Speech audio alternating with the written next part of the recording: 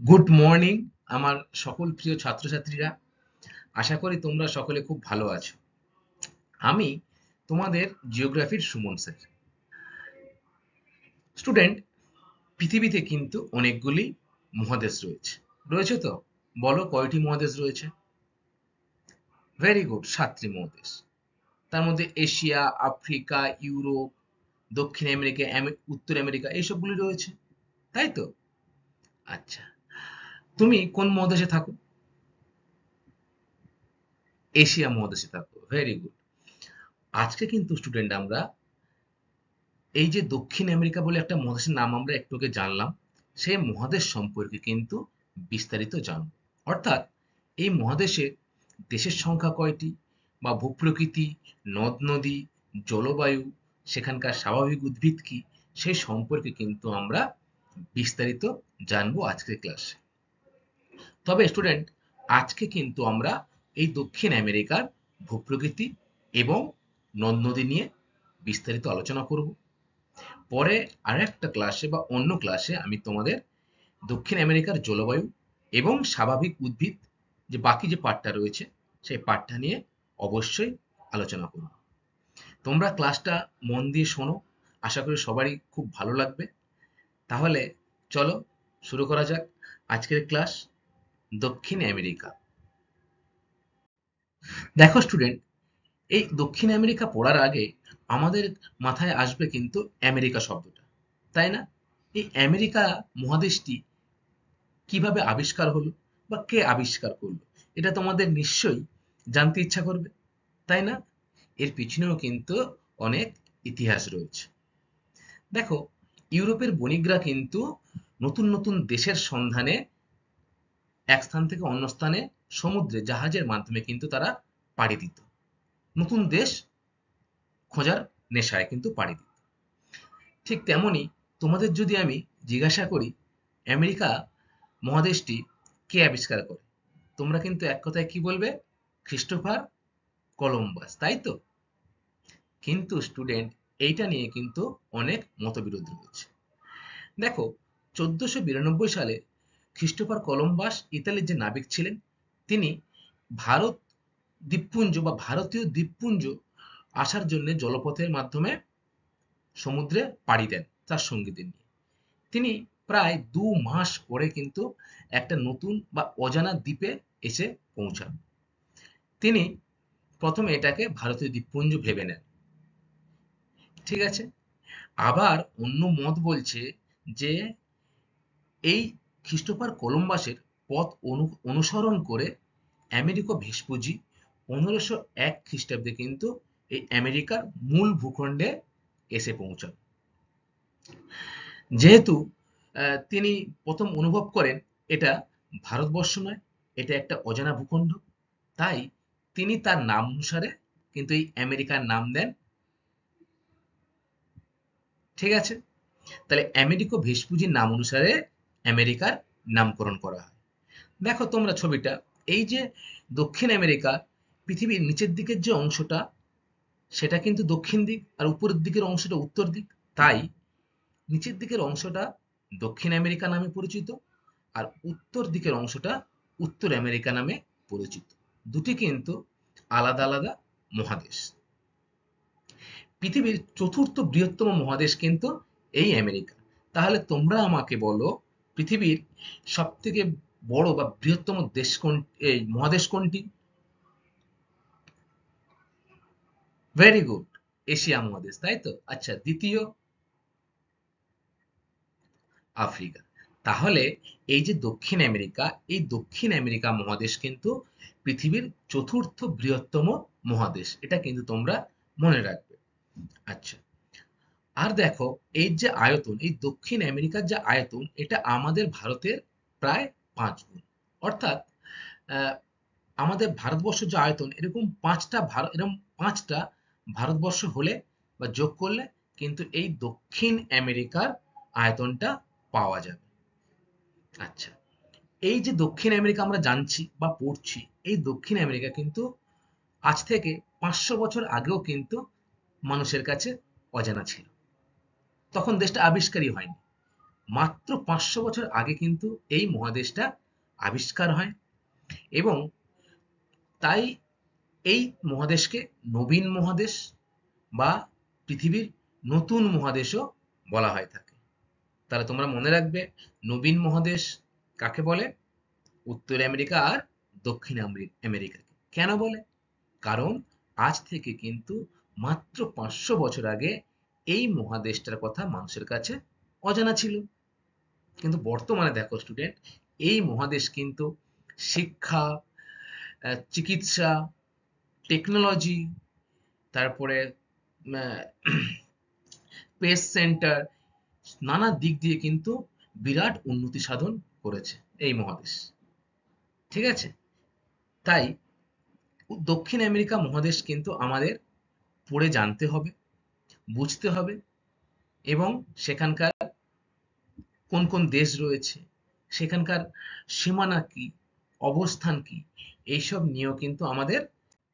দেখো স্টুডেন্ট, এক নজরে দক্ষিণ আমেরিকা, প্রথমে আমরা জানবো দক্ষিণ আমেরিকার অবস্থান সম্পর্কে। তোমরাই আমাকে বলো যে কোন স্থানের আমরা অবস্থান কি করে নির্ণয় করতে পারি, বলো। Very good. কোন স্থানের অক্ষাংশ আর দ্রাঘিমাংশ দ্বারা কিন্তু আমরা কোন স্থানের অবস্থান নির্ণয় করতে পারি। তাহলে চলো দেখে নেই দক্ষিণ আমেরিকার অবস্থান। দেখো মহাদেশটি কিন্তু উত্তরে 12 ডিগ্রি 28 মিনিট থেকে দক্ষিণে 50 ডিগ্রি 59 মিনিট দক্ষিণ অক্ষাংশ পর্যন্ত বিস্তৃত, এবং এর যদি আমরা দ্রাঘিমাংশ দেখি তাহলে 34 ডিগ্রি 50 মিনিট পশ্চিম দ্রাঘিমা থেকে 81 ডিগ্রি 20 মিনিট পশ্চিম দ্রাঘিমার মধ্যে কিন্তু অবস্থিত। তোমরা ছবিটা দেখো, উপরে দ্রাঘিমাংশ এবং সাইডে দেখো অক্ষাংশর অবস্থান রয়েছে। ঠিক আছে? আচ্ছা, এবারে আসবো আমি দক্ষিণ আমেরিকার সীমানা সম্পর্কে। সীমানাটা কি তুমি বলো? সীমানা হচ্ছে, ভেরি গুড, আমার বাড়ির আশেপাশে বা আমার বাড়ির চারিদিকে কারা কারা রয়েছে, তাই তো? বা কি রয়েছে? ধরো তোমার বাড়ির পাশে খেলার মাঠ থাকতে পারে পূর্ব দিকে, বা পশ্চিম দিকে কোনো স্কুল থাকতে পারে। এইগুলোকে কিন্তু বলা হচ্ছে তার সীমানা। তেমনি এই সমগ্র দক্ষিণ আমেরিকার সীমানা কিন্তু আমরা জানব, অর্থাৎ পূর্বে, পশ্চিমে, উত্তরে, দক্ষিণে কি অবস্থান করছে সেটা জানব। তোমরা ছবিটার একেবারে পূর্ব দিকে দেখো, দেখেছো পূর্ব দিকে আটলান্টিক মহাসাগর কিন্তু অবস্থান করছে, তাই না? আচ্ছা, এবারে তোমরা উত্তর পূর্ব দিকে যে অংশটা সেখানে দেখো, সেখানেও কিন্তু এই আটলান্টিক মহাসাগরের অংশটা রয়েছে। আর একেবারে পশ্চিম দিকে দেখো প্রশান্ত মহাসাগর রয়েছে, তাই তো? দেখেছো? Very good. আর দক্ষিণ দিকে রয়েছে কিন্তু কুমেরু মহাসাগর। তাহলে আমরা কি জানলাম? জানলাম দক্ষিণ আমেরিকার সীমানা সম্পর্কে। পশ্চিম দিকে পুরো প্রশান্ত মহাসাগর রয়েছে, আর পূর্ব রয়েছে, উত্তর এবং পূর্বে রয়েছে কিন্তু আটলান্টিক মহাসাগর। আচ্ছা, ঠিক আছে। এরপরে স্টুডেন্ট দেখো, আমরা জানবো যে উত্তর আমেরিকা এবং দক্ষিণ আমেরিকা ভাগ হয়েছে কিন্তু একটা খালের দ্বারা। সেই খালটার নাম কিন্তু তোমরা আগেই পড়ে এসেছো। তোমরা এর আগে যখন স্টুডেন্ট উত্তর আমেরিকা, তোমাদের এর আগের অধ্যায়টা নবম অধ্যায় যখন তোমরা পড়েছিলে, তখন কিন্তু এটা পড়েছিলে। তোমরাই বলো আমাকে যে উত্তর আমেরিকা আর দক্ষিণ আমেরিকাকে ভাগ করেছে কোন খাল? ছবিটা দেখো, বুঝতে পারবে। ডান দিকের ছবিটা দেখো। ভেরি গুড, পানামা খাল, তাই তো? আচ্ছা দেখো স্টুডেন্ট, এই পানামা খাল কিন্তু আগে পানামা যোজক হিসেবে পরিচিত ছিল, কিন্তু 1914 সালে যাতায়াতের সুবিধা, যেমন ধরো ইউরোপ থেকে উত্তর আমেরিকা বা উত্তর আমেরিকা থেকে দক্ষিণ আমেরিকা, এই যাতায়াতের সুবিধার জন্য এই দুযোগটাকে কেটে 1914 সালে কিন্তু খাল তৈরি করা হয়। আর এই খালটাই কিন্তু বর্তমানে উত্তর আমেরিকা আর দক্ষিণ আমেরিকাকে বিচ্ছিন্ন করেছে। তাহলে তোমাদের পরীক্ষার জন্য কিন্তু এটা খুবই ইম্পর্টেন্ট। আচ্ছা স্টুডেন্ট, দক্ষিণ আমেরিকার তো আমরা ভাগ পড়লাম। এবারে এই যে সমগ্র দক্ষিণ আমেরিকা, এই সমগ্র দক্ষিণ আমেরিকার প্রধান নদী কিন্তু রয়েছে। তোমরা আমাদের দেশ বা আমাদের দেশ ভারতবর্ষ, প্রধান নদী কি আমরা জানি? কেউ বলো আমাকে কি নদী প্রধান নদী? ভেরি গুড, গঙ্গা নদী। তেমনি সমগ্র দক্ষিণ আমেরিকারও কিন্তু একটা প্রধান নদী রয়েছে, তার নাম কিন্তু আমাজন নদী। তোমরা সকলে কম বেশি এই নদীর নামটা শুনেছ, তাই তো? পৃথিবীর সব থেকে বৃহত্তম যদি নদী বলা হয় আমাজন নদীকে। আচ্ছা, এরপরে দেখো, দক্ষিণ আমেরিকার উচ্চতম পর্বত শৃঙ্গ হলো আন্দিজ পর্বতের অ্যাকনকাগুয়া। তোমরা এই ছবিটা দেখো, নিচের ছবিটা দেখো তোমরা স্টুডেন্ট। এই যে দক্ষিণ সরি এই যে পশ্চিম দিকের যে অংশটা, এই অংশটা যেটা চকচক করছে সেটা কিন্তু পুরোটাই আন্দিজ পর্বতশ্রেণী। এবং এই আন্দিজ পর্বতশ্রেণী কিন্তু পৃথিবীর দীর্ঘতম পর্বতশ্রেণী। ঠিক আছে? এই আন্দিজ পর্বতশ্রেণীর সব থেকে উঁচু জায়গাটার নাম কিন্তু অ্যাকনকাগুয়া। তোমাদের এটা কিন্তু মনে রাখতেই হবে। তাহলে বলো তোমরা আমাকে, যে আন্দিজ পর্বতের উচ্চতম শৃঙ্গের নাম কি? Very good, Aconcagua. দেখো স্টুডেন্ট, দক্ষিণ আমেরিকায় কিন্তু দেশের সংখ্যা মাত্র 13টি। আমরা আমাদের এশিয়া মহাদেশে কিন্তু অসংখ্য দেশ নাম জানি, তাই তো? কেউ বলো কয়েকটি দেশের নাম। ভেরি গুড, ভারত, পাকিস্তান, নেপাল, বাংলাদেশ, ভুটান, চীন, আফগানিস্তান, তাই তো? আচ্ছা দেখো, দক্ষিণ আমেরিকায় কিন্তু 13টি দেশ আছে। প্রধান প্রধান কয়েকটি দেশ হলো, বা উল্লেখযোগ্য কয়েকটি দেশের নাম হলো, প্রথমেই দেখো আমরা আসি আর্জেন্টিনাতে। তোমরা ডান দিকে ছবিটা দেখো, আর্জেন্টিনা। তাহলে তোমরা বলো, আর্জেন্টিনা দেশের নাম কি তোমরা কখনো আগে শুনেছো? শুনেছো, ভেরি গুড। কিভাবে শুনেছো?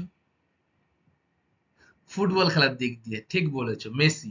এই টিমে কিন্তু মেসি খেলে, আর্জেন্টিনা দেশের হয়ে মেসি খেলে। আর্জেন্টিনা দেশটা তাহলে লাতিন আমেরিকায় অবস্থিত।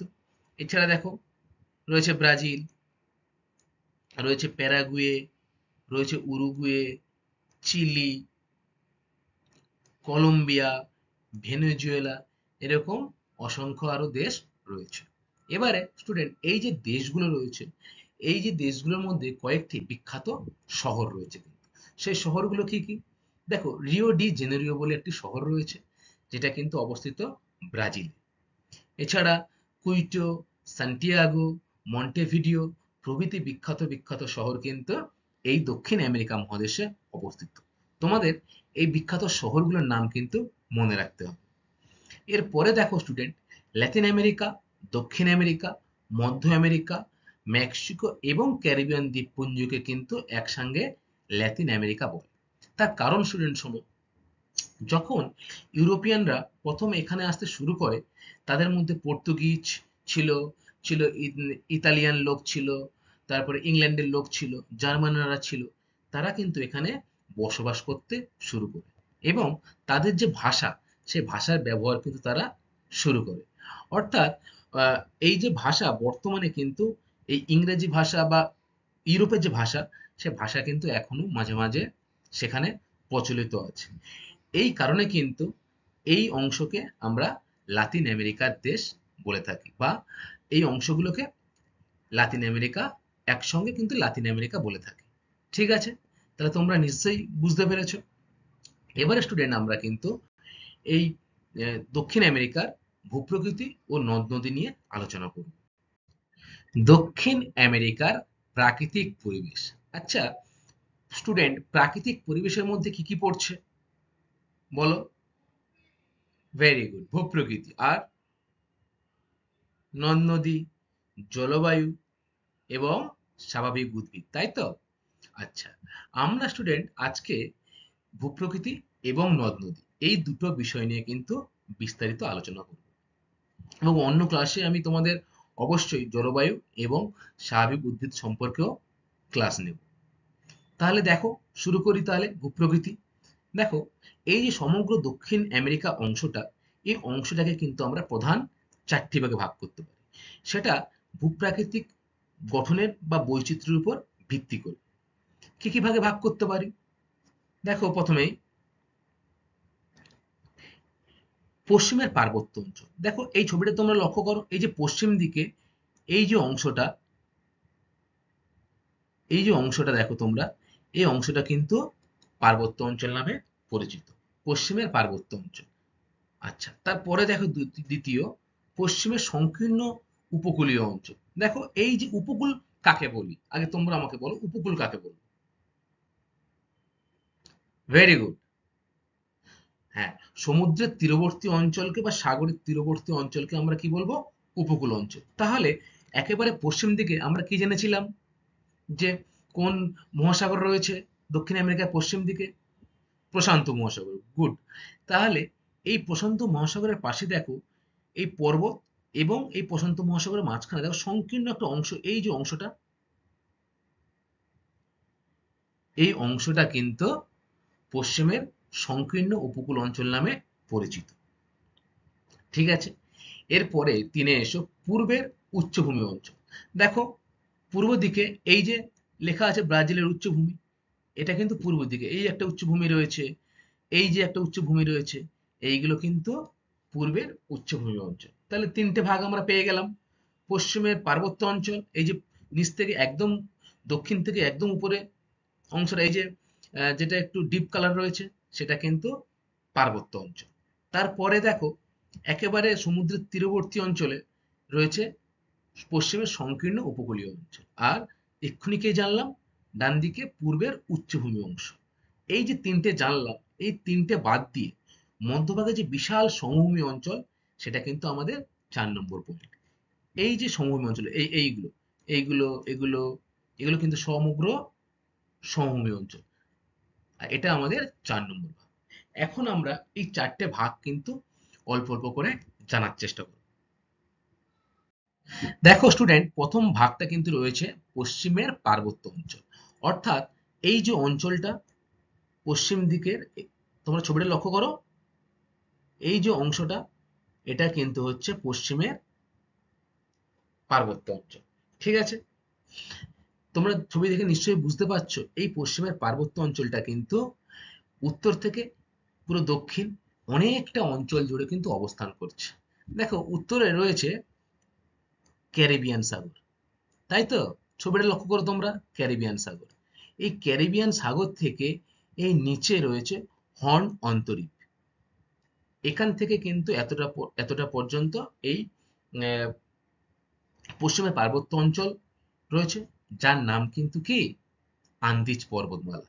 এই যে দীর্ঘতম পর্বত, তোমরা দেখেই বুঝতে পারছো কত বড়। দেখো পৃথিবীর কিন্তু দীর্ঘতম পর্বতমালা নাম কিন্তু আন্দিজ। এটা কিন্তু তোমরা তাহলে মনে রাখবে। আর এই আন্দিজ পর্বতমালার কিন্তু এখন গুয়া হচ্ছে সব থেকে উচ্চতম শৃঙ্গ। ছবিটা লক্ষ্য করো, এই যে রয়েছে এখানে এখন গুয়া, এই জায়গাটায় কিন্তু রয়েছে আন্দিজ পর্বতের সব থেকে উঁচু স্থান। এছাড়া এই আন্দিজ পর্বতে দেখো স্টুডেন্ট, মাঝে মাঝে কিন্তু পর্বত বেষ্টিত মালভূমি লক্ষ্য করা যায়। পর্বত বেষ্টিত মালভূমি মানে চারিদিকে রয়েছে পর্বত, মাঝখানে মালভূমি। ঠিক আছে, যেমন পেরু মালভূমি, বলিভিয়া মালভূমি, তারপরে তোমার রয়েছে টিকিটাকা মালভূমি। আচ্ছা, আর একটা ইন্টারেস্টিং ব্যাপার তোমরা শোনো, এই যে টিকিটাকা মালভূমি রয়েছে, এই টিকিটাকা মালভূমি থেকে কিন্তু পৃথিবীর উচ্চতম হ্রদ টিকিটাকা হ্রদ কিন্তু সৃষ্টি হয়েছে। Very important. তাহলে কি জানলাম আমরা? যে পৃথিবীর উচ্চতম হ্রদের নাম কিন্তু টিকিটাকা হ্রদ, এবং সেটা সৃষ্টি হয়েছে টিকিটাকা মালভূমি থেকে। আর কি জানলাম? এই যে উত্তর থেকে দক্ষিণ যে অংশটা, এই অংশটা কিন্তু আন্দিজ পর্বতমালা রয়েছে, এবং এটাই কিন্তু পৃথিবীর দীর্ঘতম পর্বতমালা। আর জানলাম যে আন্দিজ পর্বতমালা এখন গোয়া কিন্তু সমগ্র দক্ষিণ আমেরিকার উচ্চতম শৃঙ্গ। তাহলে 1 নম্বরটা আমরা জানলাম, পশ্চিমের পার্বত্য অঞ্চল। চলো এবারে আমরা 2 নম্বরটা পড়ে ফেলি। দেখো স্টুডেন্ট, দ্বিতীয় যে পয়েন্টটা সেটা হচ্ছে পশ্চিমের সংকীর্ণ উপকূলীয় অঞ্চল। অর্থাৎ তোমরা ছবিটা লক্ষ্য করো, এই যে পশ্চিমের সংকীর্ণ অঞ্চলটা, যেটা একেবারে পশ্চিমে রয়েছে কিন্তু প্রশান্ত মহাসাগর, আর ডান দিকে কিন্তু রয়েছে আন্দিজ পর্বতমালা। আন্দিজ পর্বতমালা এবং প্রশান্ত মহাসাগরের মাঝখানে যে সংকীর্ণ উপকূলীয় অঞ্চলটা, সেটা কিন্তু এই অংশটাকে বোঝাচ্ছে। এই অংশের স্টুডেন্ট প্রায় 1100 কিমি দীর্ঘ কিন্তু আটাকানা মরুভূমি রয়েছে, যে মরুভূমি অঞ্চলটি পৃথিবীর অন্যতম শুষ্ক ও খরাপ্রবণ অঞ্চল। শুষ্ক ও খরাপ্রবণ অঞ্চল মানে কেউ বোঝাও আমাকে কি? শুষ্ক অর্থাৎ সেখানে কিন্তু বৃষ্টিপাত প্রায় হয় না বললেই চলে, তাই তো? আবার খরাপ্রবণ অঞ্চল, বৃষ্টিপাত না হলে কি হবে? খরা হবে। তাহলে এই যে আটাকানা মরুভূমি যেটা রয়েছে কিন্তু এই পশ্চিমের সংকীর্ণ উপকূলীয় অঞ্চলে, সেটা কিন্তু প্রচন্ড শুষ্ক এবং খরাপ্রবণ অঞ্চল। দেখো স্টুডেন্ট, আরো একটা বিষয়, এই অংশটা কিন্তু প্রশান্ত মহাসাগরীয় আগ্নেয় বলয়ের অবস্থান করছে, যেহেতু প্রশান্ত মহাসাগরের একদম পাশেই রয়েছে, তাই প্রশান্ত মহাসাগরীয় আগ্নেয় বলয়ে অসংখ্য আগ্নেয়গিরি রয়েছে, যেগুলো কিন্তু এখনো অগ্নুৎপাত ঘটায় বা সক্রিয়, তাই তো? আচ্ছা, তোমরা বলো আমাকে আগ্নেয়গিরি কয় প্রকার? আগে তো পড়ে এসেছো। 3 প্রকার, ভেরি গুড। সক্রিয়, সুপ্ত আর মৃত। সক্রিয় মানে যেটা এখনো অগ্নুৎপাত ঘটাচ্ছে, তাই তো? আচ্ছা দেখো, পৃথিবীর উচ্চতম এই আগ্নেয়গিরি যেটা এখনো কিন্তু অগ্নুৎপাত ঘটাচ্ছে, সেটা কিন্তু রয়েছে এই অঞ্চলে, এই পশ্চিমের সংকীর্ণ উপকূলীয় অঞ্চল, যার নাম কিন্তু মাউন্ট চিম্বোরাজো। ঠিক আছে, তাহলে আমরা কি জানলাম? জানলাম যে পশ্চিমের যে সংকীর্ণ উপকূলীয় অঞ্চল সেই সম্পর্কে। এরপরে আমরা তৃতীয় পয়েন্টের সম্পর্কে জানব। দেখো স্টুডেন্ট, 3 নম্বর রয়েছে কিন্তু পূর্বের উচ্চভূমি অঞ্চল। তোমরা ছবিটা দেখো, এই যে পূর্ব দিকে যে উচ্চভূমি রয়েছে, এক ব্রাজিলের উচ্চভূমি, আর এক রয়েছে দেখো গায়ানা উচ্চভূমি। দেখেছো দুটো ছবিতে? আচ্ছা, তাহলে আমরা কি জানলাম? যে পূর্বের উচ্চভূমিকে কিন্তু দুটি ভাগে ভাগ করা যায়। কি কি? এক গায়ানা উচ্চভূমি, দুই ব্রাজিলের উচ্চভূমি। তবে এই দুটো উচ্চভূমি কিন্তু ভাগ করেছে আমাজন নদী। দেখো তোমরা ছবিতে এই যে নদীটা রয়েছে, অসংখ্য তার জাল ছড়িয়ে রয়েছে, এই নদী দেখো লেখা আছে রয়েছে কিন্তু আমাজন অববাহিকা। অর্থাৎ আমাজন নদী কিন্তু গায়না উচ্চভূমি আর নিচে ব্রাজিলের উচ্চভূমিকে কিন্তু দুটি ভাগে ভাগ করেছে। প্রথমে আমরা গায়না উচ্চভূমি সম্পর্কে জেনে নিই। 1 নম্বর পয়েন্টে তোমরা দেখো, উত্তর দিকে গায়না উচ্চভূমি অবস্থিত, অর্থাৎ এই উপরের দিকে, তাই তো? পৃথিবীর উচ্চতম জলপ্রপাত, তার নাম কি? Angel, very good. এই অ্যাঞ্জেল কিন্তু এই গায়না উচ্চভূমিতেই সৃষ্টি হয়েছে। ঠিক আছে, আচ্ছা, আর এই গায়না উচ্চভূমির কিন্তু যে ঢাল, এই ঢালটা ক্রমশ কিন্তু উত্তর পূর্ব দিকে রয়েছে। দ্বিতীয় দেখো, দক্ষিণ দিকে রয়েছে ব্রাজিলের উচ্চভূমি। এই যে এই অংশটা ব্রাজিলের উচ্চভূমি। এই ব্রাজিলের উচ্চভূমি আর এই যে আন্দিজ পর্বত, এই যে এই অংশটা আন্দিজ যে পর্বত, এই আন্দিজ পর্বতের মাঝখানে কিন্তু রয়েছে একটা মালভূমি। সেই মালভূমিটির নাম কিন্তু দেখো এই যে রয়েছে মাটো গ্রাসো, এই যে মেটোগ্রাসো, সরি, এই মালভূমির নাম কিন্তু মেটোগ্রাসো মালভূমি।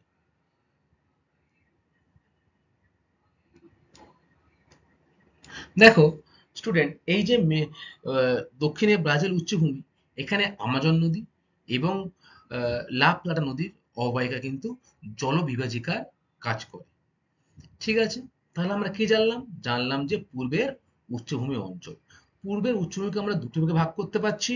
এক গায়না উচ্চভূমি, দুই বলো ব্রাজিলের উচ্চভূমি। ঠিক আছে, এখন স্টুডেন্ট আমরা 4 নম্বর যে ভাগটা, যে মধ্যভাগের সমভূমি অঞ্চল, সেই অঞ্চলটা সম্পর্কে বিস্তারিত জানবো।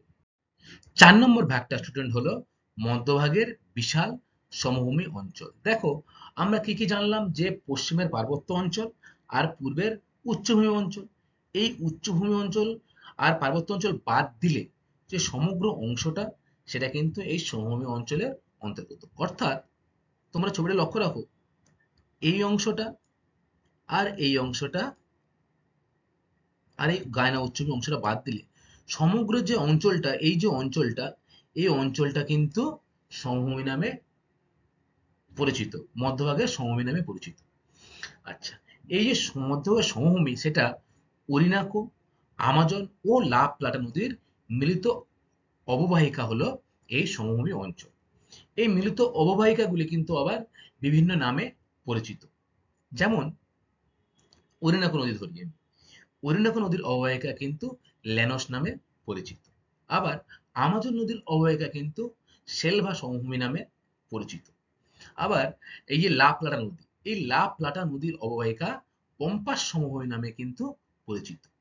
এদের মধ্যে এই আমাজন যে অববাহিকা রয়েছে সেলভা সমভূমি, সেটা কিন্তু সব থেকে বৃহত্তম। আর এই সেলভা সমভূমিতেই পৃথিবীর বৃহত্তম চিরহরিৎ অরণ্য সৃষ্টি হয়েছে। তার নাম কি বলতো? তার নাম কিন্তু হলো সেলভা অরণ্য।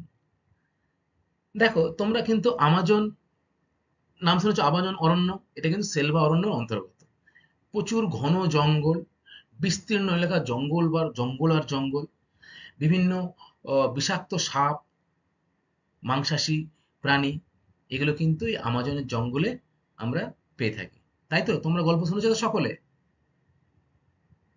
Very good. তাহলে এটা গেল মধ্যভাগের বিশাল সমভূমি অঞ্চল। এই সমভূমি অঞ্চলে সব থেকে বৃহত্তম সমভূমি তাহলে কোনটি বলো? ভেরি গুড, আমাজন অববাহিকা সমভূমি, যার নাম কিন্তু সেলভা সমভূমি। আর এই সেলভা সমভূমিতেই রয়েছে পৃথিবীর বৃহত্তম চিরহরিৎ অরণ্য, যার নাম সেলভা অরণ্য। দেখো, পৃথিবীর বৃহত্তম হওয়ার কারণে এই যে অক্সিজেন, সমগ্র পৃথিবীর যদি অক্সিজেন যদি আমি ধরি, এই অক্সিজেনের 20% অক্সিজেন কিন্তু আসে এই সেলভা অরণ্য থেকে। তাহলে বুঝতেই পারছো কতখানি গুরুত্ব বা কতটা গুরুত্ব অর্জন করে এই অরণ্য। ঠিক আছে, তাহলে সামগ্রিকভাবে কিন্তু আমাদের এই দক্ষিণ আমেরিকার ভূপ্রকৃতি আমরা জানলাম, চারটে ভাগ সম্পর্কে জানলাম, এবং কোন কোন অঞ্চলে সেগুলো সেগুলো কিন্তু আমরা চিত্রের মাধ্যমে জানলাম। এখন স্টুডেন্ট আমরা দক্ষিণ আমেরিকার নদ নদী সম্পর্কে একটু জানব। দক্ষিণ আমেরিকার নদ নদী। আচ্ছা, আমরা কিন্তু প্রথমেই দক্ষিণ আমেরিকা পড়া শুরু করার সময় আমি কিন্তু বলেছিলাম যে দক্ষিণ আমেরিকার প্রধান নদীর নাম কি? তোমরা বলো আমাকে, প্রধান নদীর নাম কি? ভেরি গুড, আমাজন নদী, তাই তো? আচ্ছা, দেখো, এই আমাজন নদীর পাশে কিন্তু অসংখ্য আহ, চিরহরিৎ অরণ্য সৃষ্টি হয়েছে, যা কিন্তু সেলভার অরণ্য নামে পরিচিত। একটু আগে আমরা জেনেছিলাম। এই আমাজন নদী কিন্তু সৃষ্টি হয়েছে বা এর উৎস হচ্ছে আন্দিজ পর্বতের মিশ্র শৃঙ্গ থেকে, এবং মোহনা অর্থাৎ নদীটি যেখানে মিশেছে সেটা হলো উত্তর আটলান্টিক মহাসাগর। অর্থাৎ তোমরা ছবিটা লক্ষ্য করো, আন্দিজ পর্বত এরকম জায়গায় ছিল তো পশ্চিমে, এই আন্দিজ পর্বত থেকে দেখো এই যে আমাজন নদীর উৎপন্ন হয়েছে, উৎপন্ন হয়ে ধীরে ধীরে বয়ে গিয়ে সেটা কিন্তু পশ্চিম থেকে পূর্ব দিকে গিয়ে এই আটলান্টিক মহাসাগরে কিন্তু মিশেছে, তাই তো? অসংখ্য দেখো উপনদী রয়েছে এই আমাজন নদীর। আচ্ছা, এবারে এই আমাজন নদীর কিছু বৈশিষ্ট্য দেখো। আমাজন নদী পৃথিবীর দ্বিতীয় দীর্ঘতম নদী, এবং জল প্রবাহের দিক থেকে কিন্তু এটি পৃথিবীর বৃহত্তম নদী। আচ্ছা, দীর্ঘতম বলছে দ্বিতীয়, তাহলে তোমরা আমাকে বলো পৃথিবীর তাহলে প্রথম দীর্ঘতম নদী কোনটি বলো? ভেরি গুড, নীলনদ তো? আচ্ছা, ঠিক বলেছো তুমি, নীলনদ কিন্তু পৃথিবীর দীর্ঘতম নদী, দ্বিতীয় আমাজন। তবে জল প্রবাহের দিক থেকে কিন্তু পৃথিবীর বৃহত্তম নদী কিন্তু আমাজন নদী। দক্ষিণ আমেরিকায় আমাজন নদী ছাড়াও আরো দুটি প্রধান নদী রয়েছে। সেই নদী দুটি হলো অরিনাকো নদী আর লা প্লাটা নদী। চলো সেই নদী দুটি সম্পর্কে আমরা একটু আধটু জানার চেষ্টা করি। দেখো, 2 নম্বর, অরিনাকো নদী। উৎস কোথায়? গায়না উচ্চভূমি থেকে সৃষ্টি হয়েছে। তাহলে গায়না উচ্চভূমি এরকম জায়গায় ছিল, এই গায়না উচ্চভূমি থেকে সৃষ্টি হয়ে অরিনাকো নদী, দেখো এখানে লেখাও রয়েছে অরিনাকো নদী, ছবিটা দেখো, এখান থেকে সৃষ্টি হয়ে কিন্তু নদীটা এখান থেকে গিয়ে আটলান্টিক মহাসাগরে পতিত হয়েছে। আর তোমরা কিন্তু একটু আগেই জেনেছো পৃথিবীর উচ্চতম জলপ্রপাতের নাম অ্যাঞ্জেল, তাই তো? এই অ্যাঞ্জেল কিন্তু এই অরিনাকো নদীর উপরেই সৃষ্টি হয়েছে। খুবই ইম্পর্টেন্ট একটা কোশ্চেন, যে কোন নদীর উপরে অ্যাঞ্জেল জলপ্রপাত সৃষ্টি হয়েছে? তোমরা কি উত্তর দেবে? অরিনাকো নদী, তাই তো? Very good. তাহলে 3 নম্বর নদীটা দেখো, লা প্লাটা নদী। পারানা, প্যারাগুয়ে এবং উরুগুয়ে, এই 3টে নদীর মিলিত প্রবাহ কিন্তু লা প্লাটা নদী নামে পরিচিত। খুব ভালো করে এটা মুখস্থ করবে, খুব ইম্পর্টেন্ট। পারানা, প্যারাগুয়ে ও উরুগুয়ে, এই 3টে নদীর মিলিত প্রবাহ কিন্তু লা প্লাটা নদী নামে পরিচিত। এই 3টে নদী কিন্তু একসাথে মিলিত হওয়ার পর আটলান্টিক মহাসাগরে কিন্তু পতিত হয়েছে। এখানে দেখো রয়েছে আটলান্টিক মহাসাগর, এই যে লা প্লাটা ছবিটায় 3টে নদী দেখো একসাথে মিলিত হয়েছে, মিলিত হয়ে একটা নদীরূপে কোথায় পড়েছে? আটলান্টিকা মহাসাগরে, তাই তো? দেখো, পারানা আর প্যারাগুই এই দুটো কিন্তু ব্রাজিল উচ্চভূমিতে সৃষ্টি হয়েছে, অর্থাৎ এরকম জায়গায় কিন্তু এই দুটো সৃষ্টি হয়েছে। সৃষ্টি হওয়ার পর নদী দুটি আলাদা আলাদাভাবে অনেকটা প্রভাবিত হয় এবং আর্জেন্টিনার কাছে এসে এই পারানা আর প্যারাগুই নদীটা কিন্তু মিলিত হচ্ছে এবং পারানা নামে কিন্তু আর্জেন্টিনার উপর সমভূমির উপর দিয়ে প্রভাবিত হচ্ছে। তারপরে উরুগুয়ের কাছে এসে এটা উরুগুয়ের সাথে আরো একটা নদীর সাথে মিশছে, উরুগুয়ের। এই 3টে নদীর কিন্তু একসাথে মিলিত প্রবাহ লা প্লাটা নাম নেওয়া হচ্ছে এবং এই লা প্লাটা নদীটা কিন্তু আটলান্টিক মহাসাগরে এসে মিশছে। তাহলে তোমরা পরীক্ষায় কোশ্চেন আসলে বলতেই পারবে যে পারানা ও প্যারাগুয়ে নদী কোথায় সৃষ্টি হয়েছে? ব্রাজিল উচ্চভূমিতে, ঠিক আছে। আর ওরিনাকো নদী কোথায় সৃষ্টি হয়েছে? গায়ানা উচ্চভূমিতে। যদি তোমাদের বলে দক্ষিণ আমেরিকার প্রধান নদী আমাজন নদী কোথায় সৃষ্টি হয়েছে, কি বলবে? বলো। ভেরি গুড, আন্দিজ পর্বত থেকে কিন্তু নদীগুলি সৃষ্টি হয়েছে, আমাজন নদী সৃষ্টি হয়েছে। আচ্ছা, এরপরে স্টুডেন্ট আমরা এই দক্ষিণ আমেরিকার নদীগুলির কিন্তু নির্দিষ্ট কিছু বৈশিষ্ট্য রয়েছে, সেই বৈশিষ্ট্যগুলো সম্পর্কে কিন্তু আমরা একটু জানবো। দক্ষিণ আমেরিকার নদীগুলির বৈশিষ্ট্য। তাহলে স্টুডেন্ট আমরা দক্ষিণ আমেরিকার 3টি প্রধান নদী কি কি জানলাম? আমাজন, লা প্লাটা নদী আর ওরিনাকো নদী, তাই তো? আরো অসংখ্য নদী রয়েছে। দেখো, বৈশিষ্ট্যগুলো লক্ষ্য করো। দক্ষিণ আমেরিকার অধিকাংশ নদী দীর্ঘ এবং আয়তনে বিশাল। আমরা আমাজন নদীর সময় পড়লাম, প্রায় 6,000-এরও বেশি কিমি কিন্তু আমাজন নদী রয়েছে। অর্থাৎ নদীর আয়তনটা যেমন বড় এবং দীর্ঘ লম্বাও কিন্তু অনেকটা বড়। অসংখ্য নদী বা অনেক নদী কিন্তু আয়তনে বিশাল। নদীগুলির বৃষ্টির জল ও বরফ গলা জলে পুষ্ট, তাই চিরপ্রবাহী। দেখো স্টুডেন্ট, বরফ গলা জল তো আসছেই, সাথে বৃষ্টির জলও পাচ্ছে, ফলে নদীগুলি কিন্তু সারা বছরই জল পূর্ণ থাকে, ঠিক আছে। আচ্ছা, একে কি বলা হয়? চিরপ্রবাহী বা নিত্যবহ নদী। তোমরা আমাকে বলো ভারতের একটি নিত্যবহ নদীর নাম, বলো। ভেরি গুড, ভারতের একটি নিত্যবহ নদীর নাম তুমি কি বললে? গঙ্গা। গঙ্গাও কিন্তু বরফ গলা জলে পুষ্ট এবং বৃষ্টির জলেও পুষ্ট। তার ঠিক উল্টো দিকে আসে কি? অনিত্যবহ নদী, তাই তো? নিত্যবহ নদী কাকে বলে? ভেরি গুড, যে নদীতে সারা বছর জল থাকে না, কেবলমাত্র বর্ষাকালে বর্ষার দ্বারাই নদী ভরে থাকে, তাকে কিন্তু বলবো আমরা অনিত্যবহ নদী। আচ্ছা, 3 নম্বর পয়েন্ট দেখো স্টুডেন্ট, অধিকাংশ নদী কিন্তু আন্দিজ পর্বত থেকে উৎপন্ন হয়েছে। দেখো, যেহেতু আন্দিজ পর্বত থেকে উৎপন্ন হয়ে নদীগুলি সব ধীরে ধীরে পূর্ব দিকে প্রবাহিত হয়েছে, আন্দিজ পর্বতটা কিন্তু পশ্চিম দিকে, এবং ধীরে ধীরে নদীগুলো সব পূর্ব দিকে প্রবাহিত হয়েছে। তাহলে আমরা কিন্তু বলতেই পারি দক্ষিণ আমেরিকার যে ঢাল, সেই ঢালটা কিন্তু পশ্চিম থেকে পূর্ব দিকে, ঠিক আছে। আচ্ছা, 4 নম্বর পয়েন্ট দেখো, ওরিনোকো নদী ছাড়া অন্য কোনো নদীর মোহনায় বদ্বীপ সৃষ্টি হয়নি। একমাত্র ওরিনোকো নদীর মোহনায় কিন্তু বদ্বীপ সৃষ্টি হয়েছে। আর অন্য কোনো নদীর মোহনায় কিন্তু বদ্বীপ সৃষ্টি হয়নি। অর্থাৎ নদী কিন্তু উচ্চ প্রবাহে ক্ষয়কাজ করে, মধ্য প্রবাহে সেটা বহন করে নিয়ে আসে এবং তার নিম্ন প্রবাহে মোহনার কাছে অর্থাৎ যেখানে সমুদ্রের সাথে মিশছে সেখানে ছোট ছোট বদ্বীপ সৃষ্টি করে। বাংলা অক্ষর বয়ের মতো দেখতে বলে একে কিন্তু বদ্বীপ বলে। চারিদিকে জল থাকে, মাঝখানে ছোট ছোট দ্বীপ। তাহলে আমরা কি জানলাম? বদ্বীপ কাকে বলেও জানলাম, তাই না? এই বদ্বীপ কিন্তু কেবলমাত্র অরিনাকো নদীতেই মোহনায় লক্ষ্য করা যায়। এছাড়া অন্যান্য যে নদী রয়েছে আমাজন, লা প্লাটা নদী, এই নদীগুলোতে কিন্তু এই মোহনায় বদ্বীপ কিন্তু সৃষ্টি হয়। তাহলে আমরা দক্ষিণ আমেরিকার নদীগুলির কিন্তু বৈশিষ্ট্য সম্পর্কে জানলাম। এবারে স্টুডেন্ট আমরা জানবো যে আমাজন পৃথিবীর বৃহত্তম নদী কেন? আমরা একটু আগেই পড়লাম।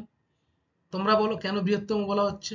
কারণ এর জল ধারণের ক্ষমতাটা অনেক বেশি, তাই তো? আচ্ছা, কেন বেশি সে কারণগুলো আমরা একটু জানার চেষ্টা করি। দেখো, প্রথমে রয়েছে আমাজন অববাহিকায় নিরক্ষ জলবায়ু অঞ্চলে অবস্থিত, ফলে সারা বছর প্রচুর বৃষ্টিপাত হয়। তোমরা স্টুডেন্ট এর আগে পড়ে এসেছিলে জলবায়ু অঞ্চল, পড়েছো তো? তাহলে সেখানে তোমরা কি পড়েছো? সেখানে কিন্তু তোমরা পড়েছো যে নিরক্ষীয় জলবায়ু অঞ্চলে সারা বছর প্রচুর বৃষ্টিপাত হয়, তাই না? এবং চিরহরিৎ অরণ্য কিন্তু সেখানে লক্ষ্য করা যায়। অর্থাৎ সারা বছর বৃষ্টি হওয়ার দরুন গাছগুলো কিন্তু সবুজ থাকে। এই আমাজন অববাহিকায় কিন্তু নিরক্ষীয় জলবায়ু অঞ্চলে অবস্থিত, ফলে প্রচুর বৃষ্টিপাত হয়। তাই নদীতে কিন্তু সবসময় জল পূর্ণ থাকে। ঠিক আছে? আন্দিজ পর্বতমালায় জলীয়বাষ্প বাধাপ্রাপ্ত হয়ে প্রচুর পরিমাণে কিন্তু বৃষ্টিপাত ঘটায়। দেখো, আমাদের দক্ষিণ আমেরিকার একেবারে পশ্চিম দিকে রয়েছে কিন্তু আন্দিজ পর্বতমালা। এই আন্দিজ পর্বতমালাতে জলীয়বাষ্প বাধাপ্রাপ্ত হচ্ছে, বাধাপ্রাপ্ত হয়ে কিন্তু প্রচুর বৃষ্টিপাত ঘটাচ্ছে। কোথায়? না, এই আমাজন অববাহিকায়। তার ফলে কিন্তু এখানে নদীগুলো সবসময় জলে পূর্ণ থাকে। এছাড়া দেখো, ৩ নম্বর, আমাজন অববাহিকার আয়তন ৭০,৫০,০০০ বর্গ কিমি। তাহলে ভাবো কত বিশাল বড় অঞ্চল জুড়ে কিন্তু এই আমাজন আমাজন অববাহিকা অবস্থান করছে। দেখো তোমরা ছবিতে এই যে অংশটা, এই দক্ষিণ আমেরিকার এই অংশটা কিন্তু আমাজন অববাহিকা নামে পরিচিত। প্রায় ৭০,৫০,০০০ বর্গ কিমি, অর্থাৎ অসংখ্য একটা জায়গা জুড়ে কিন্তু বা প্রচুর জায়গা জুড়ে কিন্তু এটা অবস্থান করছে। তাই এটা বৃহত্তম আমাজন নদী।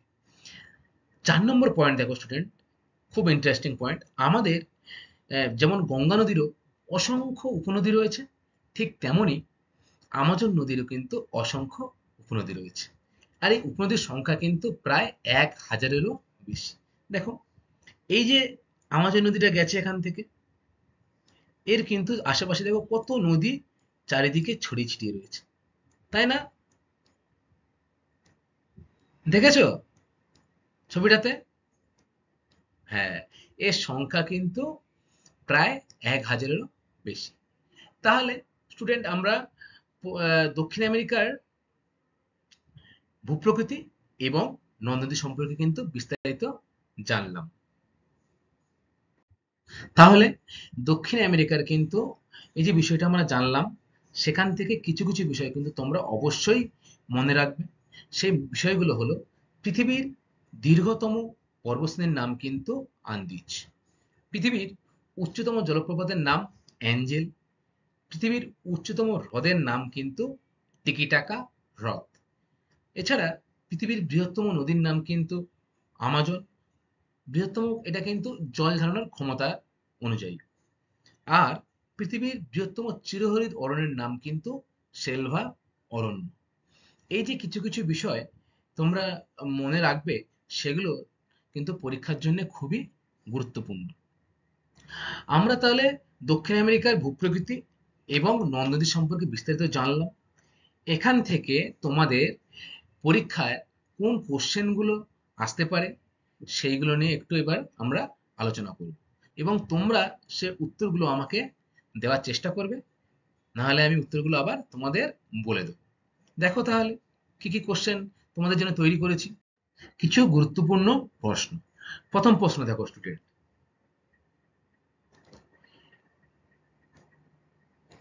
আন্দিজ পর্বতের সর্বোচ্চ শৃঙ্গের নাম কি? বলো।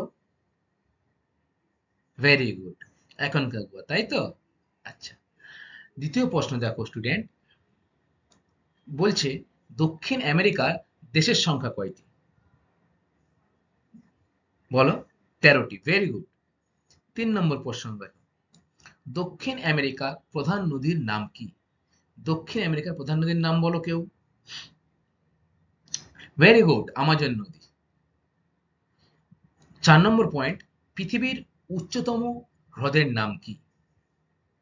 পৃথিবীর উচ্চতম হ্রদের নাম কিন্তু টিটিকাকা হ্রদ। 5 নম্বর দেখো, অ্যাঞ্জেল জলপ্রপাত কোন নদীর উপর সৃষ্টি হয়েছে? অ্যাঞ্জেল জলপ্রপাত সৃষ্টি হয়েছে কিন্তু, বলো। ভেরি গুড, ওরিনাকো নদীর উপরে, তাই তো? আচ্ছা, তারপরে কোশ্চেন দেখো, কোন 3টি নদীর মিলিত প্রবাহ লা প্লাটা নদী নামে পরিচিত? বলো। ভেরি গুড, পারানা, প্যারাগুয়ে আর উরুগুয়ে। এই 3টি নদীর মিলিত প্রবাহ কিন্তু লা প্লাটা নদী নামে পরিচিত। 7 নম্বর প্রশ্ন দেখো, এটা একটু বড় প্রশ্ন। দেখো, ভূপ্রাকৃতিক বৈচিত্র্য অনুসারে দক্ষিণ আমেরিকা মহাদেশকে কয় ভাগে ভাগ করা যায় ও কি কি? তোমরা বলো, কয় ভাগে ভাগ করা যায়? ভেরি গুড, 4 ভাগে। কি কি? পশ্চিমের পার্বত্য অঞ্চল, 2 পশ্চিমের সংকীর্ণ উপকূলীয় অঞ্চল, 3 নম্বর কি? ভেরি গুড, পূর্বের উচ্চভূমি, তাই তো? আর 4 নম্বর হচ্ছে মধ্যভাগের বিশাল সমভূমি অঞ্চল। ঠিক আছে স্টুডেন্ট, এই কোশ্চেনগুলো তোমরা খাতায় নোট ডাউন করে রাখবে, পরীক্ষার জন্য কিন্তু খুবই গুরুত্বপূর্ণ। ঠিক আছে স্টুডেন্ট, পুরো ক্লাসটা আজকে এই পর্যন্তই আমাদের। আমরা পরে একটা ক্লাসে দক্ষিণ আমেরিকার জলবায়ু ও স্বাভাবিক উদ্ভিদ নিয়ে কিন্তু আলোচনা করব। আজকের জন্য এইটুকুই। সকলকে অসংখ্য ধন্যবাদ আমার ক্লাসটা মন দিয়ে শোনার জন্য। Thank you class.